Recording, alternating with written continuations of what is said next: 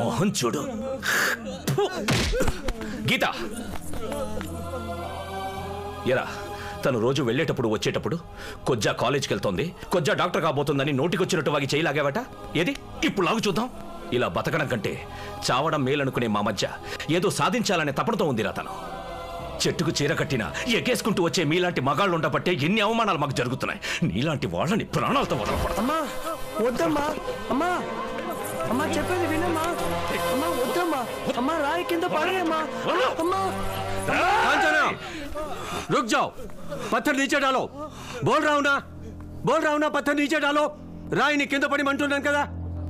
దేనికి కట్టుబడను నేను, భాయ్ మాటకు మాత్రమే కట్టుబడ్డాను. ఎందుకంటే కన్నవాళ్లే నన్ను కాదనుకున్న తర్వాత. ఎన్నిసార్లు చెప్పాలరా నీకు?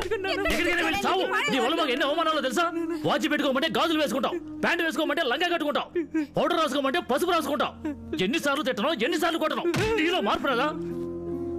నాన్న, నువ్వు ప్రతిసారి నన్ను కొట్టినప్పుడు నేనేదో తప్పు చేసుంటాను, అది మార్చుకోవాలని ప్రయత్నించినా మార్చుకోలేకపోతున్నాను నాన్న.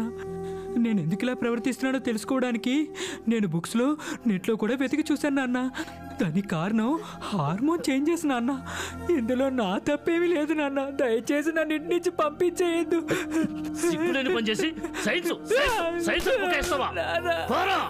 నేను చిన్నప్పుడే హిజ్రాగా మారడం వల్ల కన్నవాళ్లే నన్ను చెప్పుతో కొట్టి ఇంట్లోంచి తరిమేశారు. ఆకలి బాధతో ఊరూరా తిరుగుతున్న నాకు భాయ్ ఆశ్రయం ఇచ్చాడు.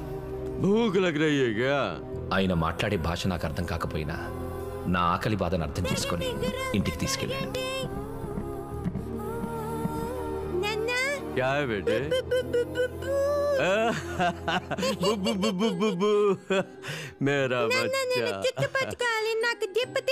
నువ్వే తీసుకో.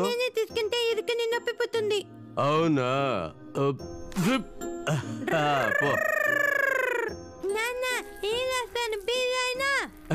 రాయ్ రాయ్, ఏం చూస్తున్నావు? ఇంట్లోనే బాత్రూమ్కి వెళ్తున్నాడు ఏంట్రానా?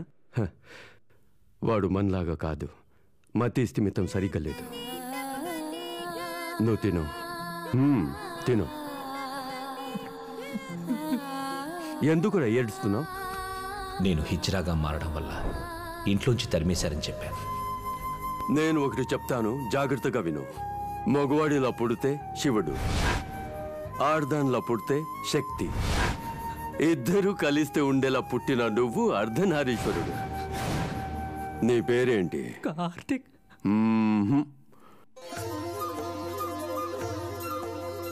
ఈ రోజు నుంచి నీ పేరు కార్తిక్ కాదు, కాంచన. ఆ రోజు నుంచి నీ భాయ్ ఇంట్లోనే ఉన్నాను. కానీ నాలాంటి వాళ్ళని ఈ సమాజం ఎందుకు చులకనగా చూస్తోందని నా మనసు ఎప్పుడూ నన్ను ప్రశ్నించేది. దానికి కారణం కొంతమంది బజార్లో చప్పట్లు కొట్టి డబ్బులు గుంజడం, తప్పుడు పనులు చేయడం వల్లే. నేను ఆ దారిలో వెళ్ళకూడదని నిర్ణయించుకున్నాను. భాయ్ ఉన్న పరిస్థితుల్లో నన్ను చదివించమని అడగలేకపోయాను. కానీ నేను చదవలేకపోయిన డాక్టర్ చదువుని నాలాంటి ఆశయం ఉన్న ఒక హిజ్రాని వెతికి పట్టుకొని డాక్టర్ని చేసి నా లక్ష్యాన్ని నెరవేర్చుకోవాలనుకున్నాను. అప్పుడు నాకు పరిచయం అయ్యిందే గీతగా మారిన కృష్ణ. భాయ్ దగ్గరికి తీసుకొచ్చి గీతని చదివిస్తానన్నాను. అందుకు భాయి ఒప్పుకున్నాడు. కానీ గీతని ఏ స్కూల్లోనూ చేర్చుకోలేదు. ఇలాంటి పిల్లల్ని మా స్కూల్లో చేర్చుకుంటే మా స్కూల్ని హిజ్రాల స్కూల్ అంటారు. ఆ తర్వాత ఎవ్వరూ తమ పిల్లల్ని ఇక్కడ చేర్చరు. సార్, దయచేసి మీరు అలా మాట్లాడకండి సార్. నేను డాక్టర్ చదవాలని ఎంతో ఆశపడ్డాను, కానీ వీలు పడలేదు. అందుకే తనని చదివించాలని ఆశపడ్డాను. మాలాంటి వాళ్ళకు కూడా ఒక్క అవకాశం ఇవ్వండి సార్. కాదనకండి సార్. కావాలంటే మీ కాళ్ళు నేను కాళ్ళు పట్టుకుని బతిమలాడితే ప్రిన్సిపల్ ఒప్పుకున్నా. తను బాగా చదువుకొని ఇంటర్ వరకు వచ్చింది. ఆ రోజు రిజల్ట్ కోసం ఎదురు చూస్తుండగా కాలేజ్ వాళ్ళు నాకు శుభవార్త చెప్పారు. మీకు ముఖ్యమైన విషయం చెప్పాలి. ఇక్కడ కూర్చున్న గీతకి ఆ రోజు అడ్మిషన్ ఇవ్వడం కుదరదని చెప్పాను. ఒక హిజ్రాకి అడ్మిషన్ ఇస్తే అందరూ హిజ్రాల స్కూల్ అని ఎగతాళి చేస్తారనే అడ్మిషన్ ఇవ్వడానికి ఒప్పుకోలేదు. ఏ గీతకి ఆ రోజు అడ్మిషన్ ఇవ్వనని చెప్పానో ఆ గీతే ఈ రోజు ఈ కాలేజీకి పేరు ప్రఖ్యాతులు తెచ్చింది. భారతదేశ చరిత్రలో ఒక హిజ్రా స్టేట్ లెవెల్లో ఫస్ట్ రావడం ఇదే మొదటిసారి. ఈ రోజు మన కాలేజ్ పేరు ఆంధ్రప్రదేశ్ మొత్తం తెలిసిందంటే దానికి కారణం మన స్టూడెంట్ గీతే. Give her a big hand. I'm proud of you, Geetha. Now I call upon Geeta to come on the stage and say a few words. Come on, Geeta. Come on. Namaskaram, sir. Respected chief guest and our principal and my teachers. చాలా సంతోషంగా ఉంది. నాకేం మాట్లాడాలో తెలియట్లేదు. దీని అంతటికి కారణం మా అమ్మే.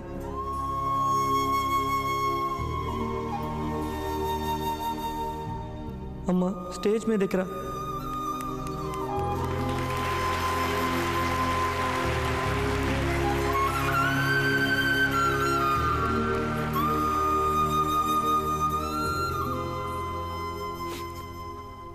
అందరికీ నమస్కారం. జీవితంలో అన్నిటికంటే గొప్ప విషయం ఏంటంటే కృతజ్ఞతలు చెప్పడం.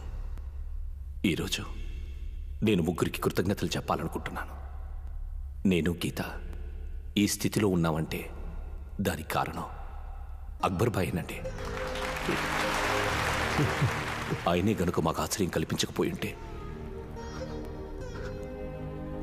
అనాథలయ్యేవాళ్ళం. అందుకు ముందుగా అక్బర్ భాయ్కి కృతజ్ఞతలు చెప్పాలనుకుంటున్నాను. గీతని స్కూల్లో చేర్చుకోకపోయి ఉంటే ఇదేదీ జరిగేది కాదు. తన్ని స్కూల్లో చేర్చుకున్నందుకు, తన డాక్టర్ చదువుకయ్యే ఖర్చంతా భరిస్తానన్నందుకు ప్రిన్సిపల్ గారికి కృతజ్ఞతలు.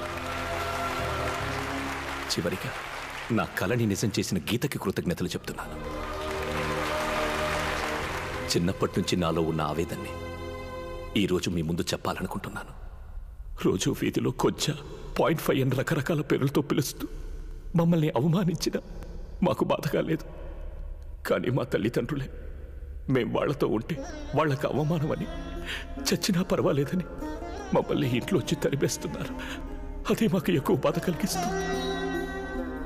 నా చిన్నప్పుడు మా అమ్మ నాన్న నా పరిస్థితిని అర్థం చేసుకుని పెంచుంటే ఈరోజు నేను డాక్టర్గా నిలబడేవాడిని. అసలు నేను చేసిన తప్పేంటి? సిగరెట్ కాల్చానా, మందు కొట్టానా, ప్యాకెట్టానా, బలాదుర్గా తిరిగానా? అలాంటివి చేస్తుంటే తప్పు. ఇలా పుట్టడా నా తప్ప? ఇది భగవంతుడి సృష్టి అండి. నా అలాగే ఎన్నో బాధలు పడింది గీత. ఈరోజు సాధించింది. అంతెందుకు, నాట్యకళలో ప్రసిద్ధి చెందిన నర్తకి నటరాజు ఒక హిజ్రాని, ఐటీ రంగంలో దూసుకెళ్తున్న కల్కి ఒక హిజ్రానే, తమిళనాడులో రోజ్, యూపీలో MP Revathi, doctors, engineers, social workers అని ఎంతో మంది సాధిస్తున్నారు. మేము సాధించగలమండి.